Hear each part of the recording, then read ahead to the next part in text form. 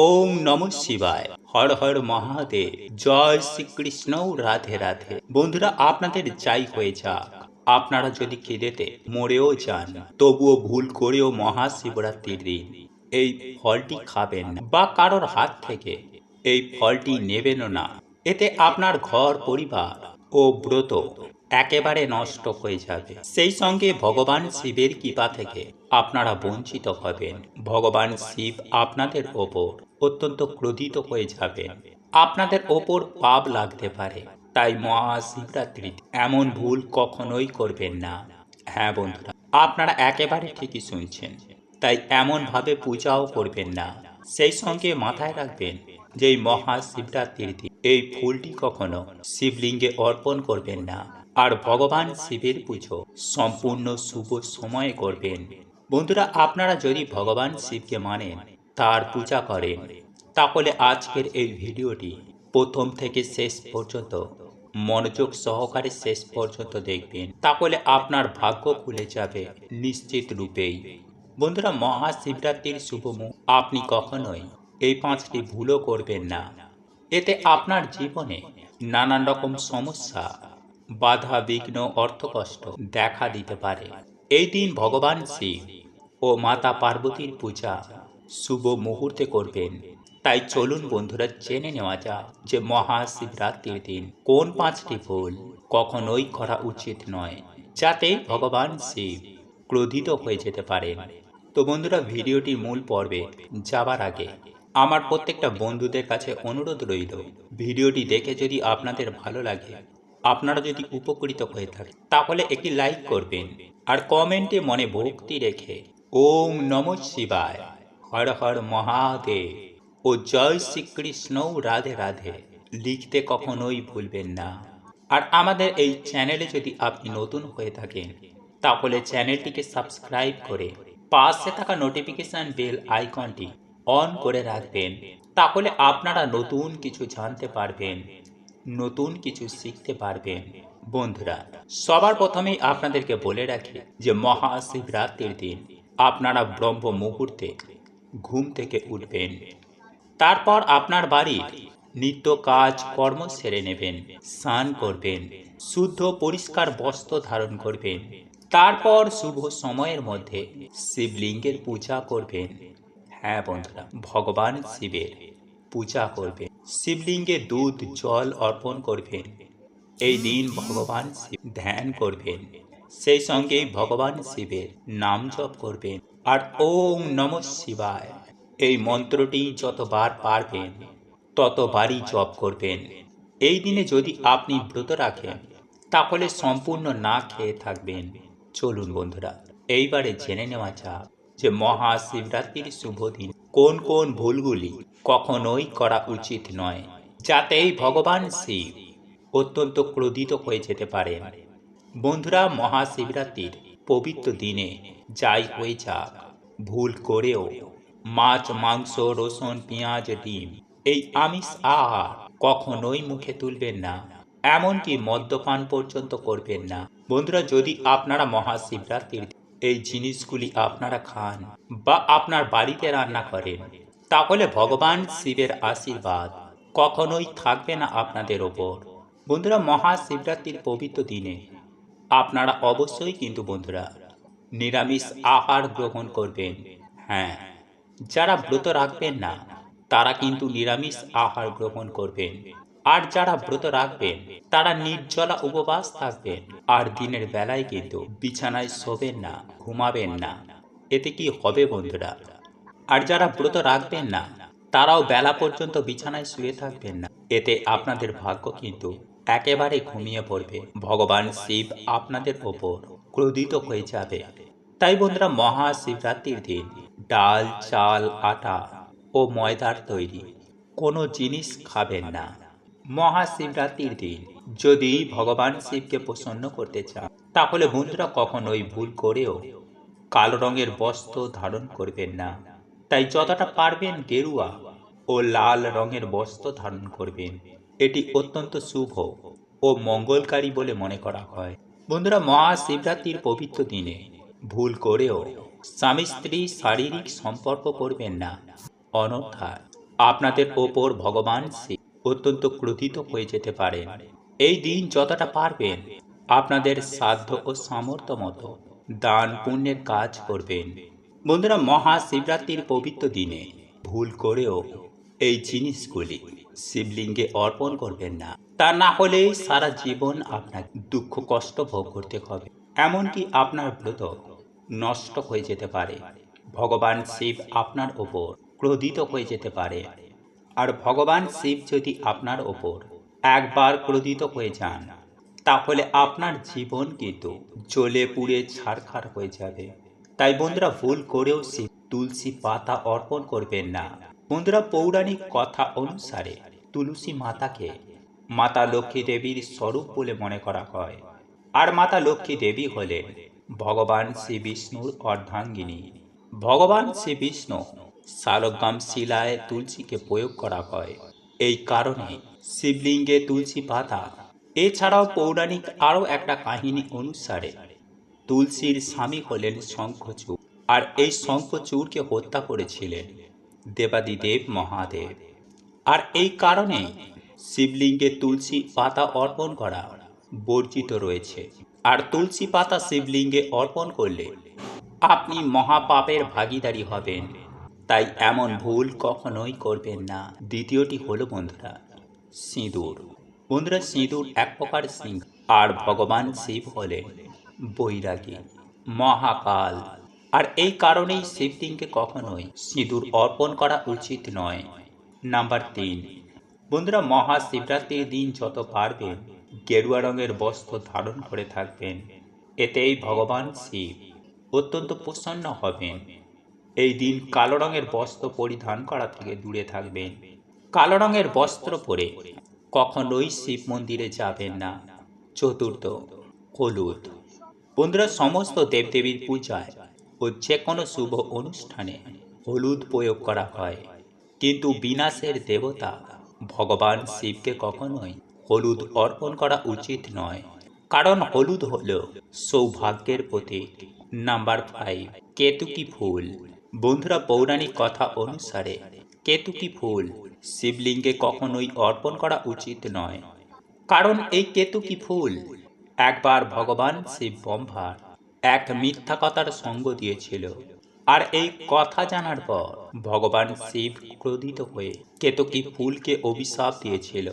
তাই কখনোই কেতুকী ফুল শিবলিঙ্গে অর্পণ করা উচিত নয়। নাম্বার 6, নারকেলের জল। বন্ধুরা, পৌরাণিক মান্যতা অনুসারে শিবলিঙ্গে কখনোই নারকেলের জল অর্পণ করা উচিত নয়। নাম্বার 7, শঙ্খের জল। বন্ধুরা, ভগবান শিব শঙ্খচূড় নামক অসুরকে বধ করেছিল, আর সেই অসুরকে বধ করার কারণে কখনোই শঙ্খের জল দিয়ে শিবলিঙ্গে অভিষেক করা উচিত নয়। আর এই অসুর হলেন ভগবান শ্রী বিষ্ণুর ভক্ত, আর সেই কারণে ভগবান শ্রী বিষ্ণুর শঙ্খ ছাড়া অসম্পূর্ণ থেকে যায়। কিন্তু ভগবান শিবের পূজায় কখনোই শঙ্খের প্রয়োগ করা উচিত নয়। নাম্বার 8, তিল।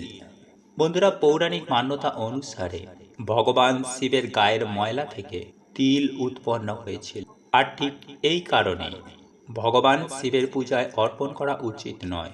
নাম্বার 9, ভাঙা আলো চাল।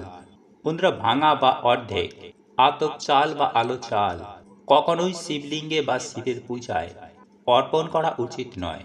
তাই গোটা অক্ষত আলো চাল শিবলিঙ্গে অর্পণ করতে হবে।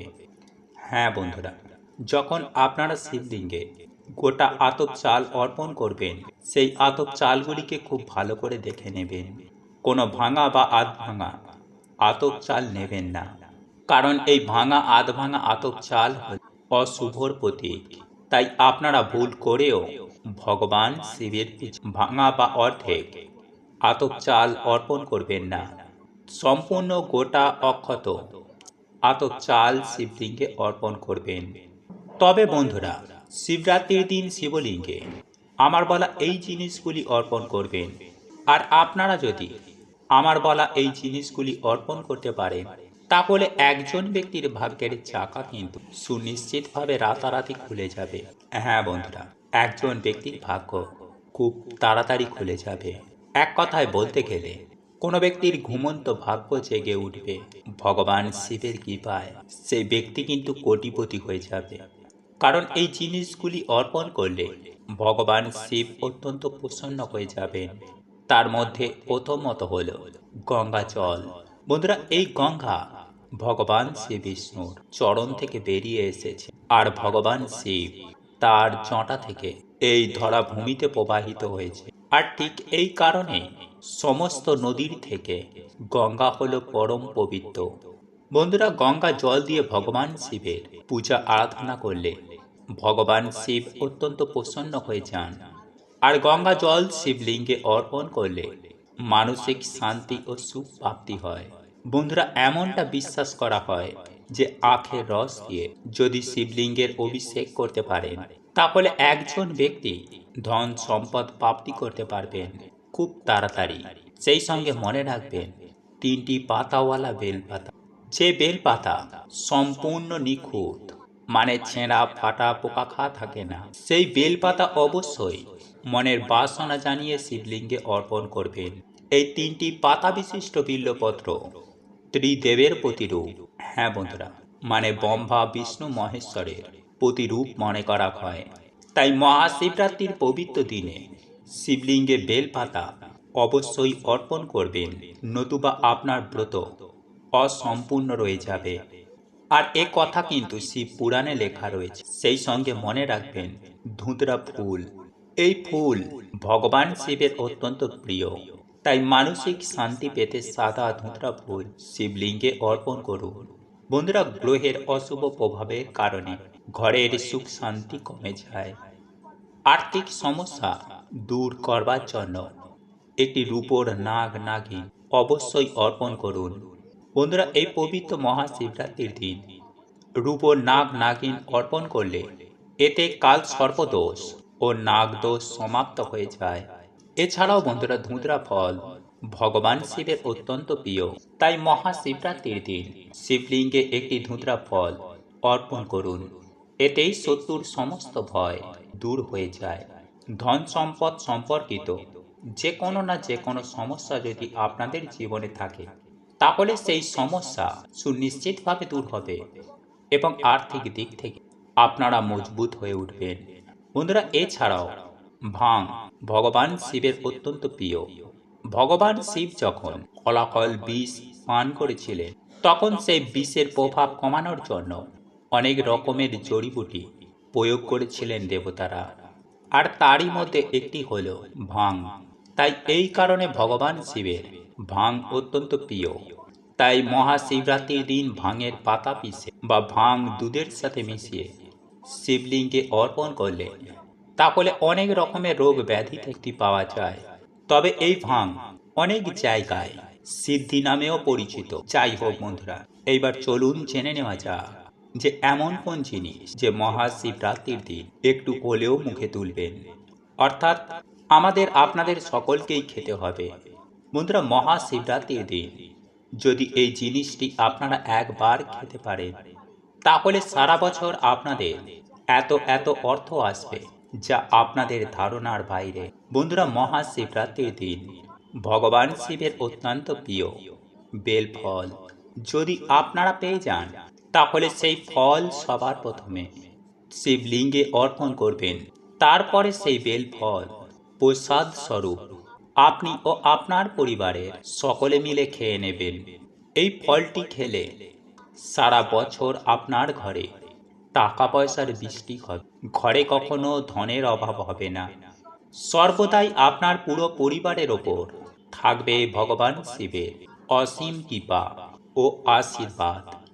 বন্ধুরা, একান্তই যদি আপনারা মহাশিবরাত্রির পবিত্র দিনে বেল ফল না পান, তাহলে কুল অবশ্যই শিবলিঙ্গে অর্পণ করবেন এবং পূজার শেষে এবং সেই কুল প্রসাদ স্বরূপ আপনি ও আপনার পরিবারের সকলে মিলে খেয়ে নেবেন। বন্ধুরা, এই ফলটি খেলে আপনার ব্রত কিন্তু সম্পূর্ণ হয়ে যাবে। বন্ধুরা, এই মহাশিবরাত্রির পবিত্র দিনে সবুজ আঙুর ও কলা শিবলিঙ্গে অর্পণ করবেন। তারপর সেই আঙুর ও কলা খেয়ে নেবেন। অত্যন্ত শুভ বলে মনে করা হয়। এছাড়াও বন্ধুরা মহাশিবরাত্রির পবিত্র দিনে আপনার বাড়িতে নিজের হাতে আপনি ক্ষীর বানাবেন, সেই ক্ষীর শিবলিঙ্গে অর্পণ করবেন। তারপর পূজার শেষে সেই ক্ষীর প্রসাদ স্বরূপ আপনি খেয়ে নেবেন এবং আপনার পরিবারের প্রত্যেককে খাওয়াবেন। এতে পরিবারের প্রত্যেকটা সদস্যর মধ্যে ভালোবাসা বজায় থাকে, ধন সম্পদ প্রাপ্তি করতে পারবেন। মাতা লক্ষ্মী দেবী আপনাদের ওপর আকর্ষিত হবে। বন্ধুরা বিশ্বাস করুন, আপনি জীবনে কোটিপতি হয়ে যাবেন। আপনার কোটিপতি হতে বেশি সময় লাগবে না, কারণ ভগবান শিবের আশীর্বাদ সদা সর্বদাই আপনার ও আপনার পরিবারের ওপর বজায় থাকে। বন্ধুরা শিব পুরাণ অনুসারে মহাশিবরাত্রির পবিত্র দিনে সিদ্ধি বা ভাং অবশ্যই খাবেন। এই সিদ্ধি খেলে আপনার ব্রত সম্পূর্ণ হয়ে যাবে এবং এই ব্রতের সম্পূর্ণ ফল আপনি প্রাপ্তি করতে পারবেন। এক কথায় বলতে গেলে আপনি সিদ্ধি লাভ করবেন। আর আপনি যদি এই সিদ্ধি না খেতে পারেন, তাহলে সামান্য একটুখানি হলেও চরণামৃত হিসাবে আপনি আপনার জিভে ঠেকিয়ে নেবেন। এতেও বন্ধুরা আপনার ব্রত কিন্তু সম্পূর্ণ হয়ে যাবে। তবে বন্ধুরা যে ফলটি আপনারা মহাশিবরাত্রির দিন ভুল করেও খাবেন না, সেই ফলটি হলো নারিকেল। হ্যাঁ বন্ধুরা, আপনারা একেবারে ঠিকই শুনছেন, কারণ এই নারকেলের উৎপত্তি সমুদ্র মন্থন থেকেই হয়েছিল। আর এই নারকেলের প্রতিরূপ হলো মাতা লক্ষ্মী দেবী। তাই আপনারা যদি শিবলিঙ্গে নারকেল বা নারকেলের জল অর্পণ করেন, তাহলে এতে কি হয়, মাতা লক্ষ্মী দেবীকে ভগবান শিবের হাতে তুলে দেওয়া হয়। আর মাতা লক্ষ্মী দেবী হলেন ভগবান শ্রীবিষ্ণুর পত্নী। তাই আপনারা ভুল করেও মহাশিবরাত্রির দিন নারকেল খাবেন না বা নারিকেলের জল শিবলিঙ্গে অর্পণ করবেন না।